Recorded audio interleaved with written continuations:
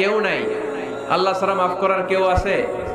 চোখের পানি ছেড়ে হাত দুইটা তুলে আল্লাহরে বলেন, আল্লাহ আমি ছাড়া এই দুনিয়ায় তোমার বান্দার অভাব নাই।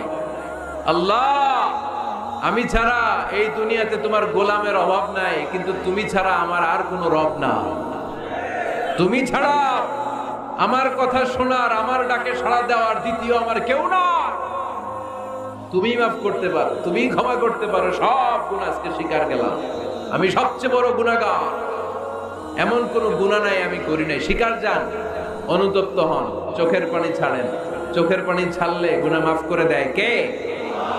কত ঘুষ খাইছেন, কত সুদ খাইছেন, আপনার পাপ অন্যায় যত বড় হোক না কেন, আমার আল্লাহর দয়া তার চাইতেও বড়। জায়নামাজটা বিছিয়ে দেন, সিজদায় পড়ে চোখের পানি ছেড়ে দেন। চোখের পানির চাইতে বড় শক্তিশালী কোনো বিষয় পৃথিবীতে নাই। জোরে বলেন ঠিক কিনা?